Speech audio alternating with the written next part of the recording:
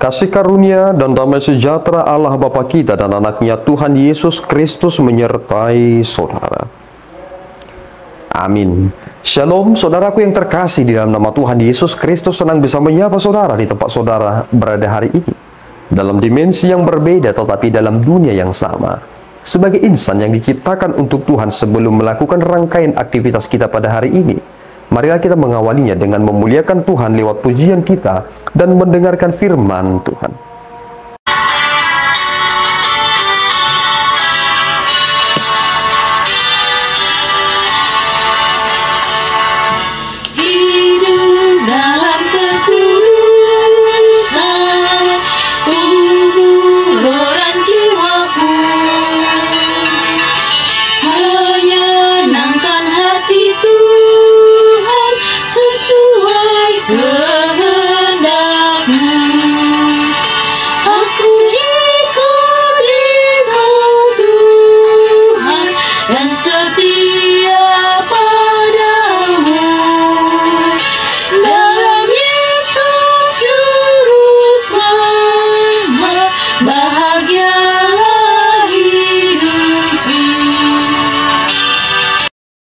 Renungan pada hari ini diambil dari Ulangan 8 ayat 6. Oleh sebab itu, haruslah engkau berpegang pada perintah Tuhan Allahmu dengan hidup menurut jalan yang ditujukannya dan dengan takut akan Dia. Amin. Saudaraku yang terkasih di dalam nama Tuhan Yesus Kristus, nampaknya ini adalah perintah yang sederhana, jelas, dan memiliki visi yang luar biasa. Tetapi perintah yang jelas ini pula lah yang ternyata kabur dalam pelaksanaannya. Ketika Allah berkata kepada bangsa Israel lewat hambanya Musa, supaya bangsa ini sungguh-sungguh hidup di dalam rasa takut akan Tuhan dan sungguh-sungguh hidup dalam prinsip hidup dalam hukum Tuhan, tetapi mereka pada akhirnya menjadi bangsa yang blunder. Mereka melakukan sesuka hati mereka. Mereka mendapatkan apa yang indah dan baik, tetapi mereka akhirnya lupa kepada Allah yang memberikannya.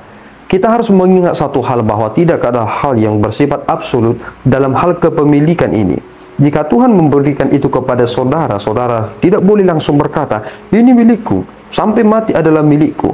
Jika Tuhan telah memberikannya, maka prinsip yang terbaik adalah, ini adalah milik Tuhan. Ini adalah alat untuk memuliakan Tuhan.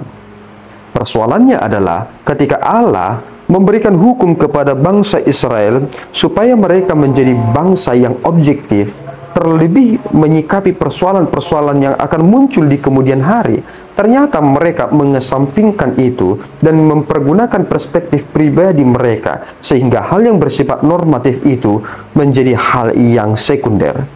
Ini menjadi sesuatu hal yang berbahaya. Mengapa seluruh dunia ini memiliki hukumnya? Karena ternyata manusia itu bisa sangat berbahaya ketika manusia itu memiliki pola pikir yang subjektif. Saudara tentu mengunci pintu rumah saudara. Ketika saudara berkendara, saudara memarkirkan sepeda motor saudara, saudara akan membuat kunci ganda. Kenapa demikian? Karena saudara menyadari bahwa manusia bukanlah manusia yang objektif, karena manusia itu telah dipenuhi oleh dosa. Dan di sanalah letak persoalannya. Manusia, dunia sekarang ini sedang bermasalah karena lebih banyak orang-orang yang berdosa, yang gila dengan keberdosaannya, tidak mencari jalan keluar, tidak kembali kepada Allah. Seperti bangsa Israel yang terus ditegur, itulah sebenarnya yang harus menegur kita, supaya kita sungguh-sungguh berpegang pada ketetapannya. Mari saudaraku yang terkasih, jika hal ini diberikan kepada generasi kedua bangsa Israel, ini juga diberikan kepada kita, supaya kita harus berpegang pada perintah Tuhan Allah kita, dengan hidup menurut jalan yang ditunjukkannya dan terus takut akan Dia. Inilah ketakutan yang sempurna dan ketakutan yang kudus. Kita memiliki ketakutan yang tidak kudus. Kita hanya takut kepada hal-hal yang bersifat sementara. Kita hanya takut kepada hal-hal yang bagi kita adalah sesuatu hal yang menyeramkan. Tetapi ketakutan yang kudus adalah ketika ketakutan itu kita tujukan kepada Allah, maka kita tidak mau membantah apalagi kita mau melanggar apa yang Tuhan telah tetapkan. Jadilah bangsa yang menjadi bangsa yang melahirkan kedamaian bagi dunia ini. Bangsa yang sungguh-sungguh hidup dalam prinsip yang objektif. Iman yang dapat berdialog dengan segala sesuatu hal yang terjadi belakangan ini. Bukan menjadi pribadi yang bersikap toleran kepada kejahatan dan juga keberdosaan. Tuhan Yesus memberkati kita berdoa. Ya Tuhan, kami bersyukur atas berkat-Mu. Terima kasih Bapa. Engkau adalah Allah kami.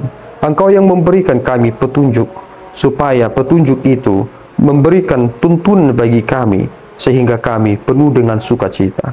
Kami adalah orang-orang yang terberkati, tetapi kami kerap menjadikan kami menjadi orang yang terkutuk, karena kami berusaha dan berupaya hidup seturut dengan pikiran kami, bukan sesuai dengan petunjuk Tuhan. Tuhan, pulihkanlah kami. Biarlah kami menjadi anak yang Engkau kasihi, anak-anak yang membuat Engkau bangga, karena kami adalah anak-anak yang takut hanya padamu dan taat akan perintah-Mu. Terima pujian kami Bapa, di dalam Yesus kami telah berdoa dan mengucap syukur. Anugerah Tuhan kita Yesus Kristus, kasih setia Allah Bapa kita, dan persekutuan Roh Kudus menyertai saudara. Amin. Tuhan Yesus memberkati.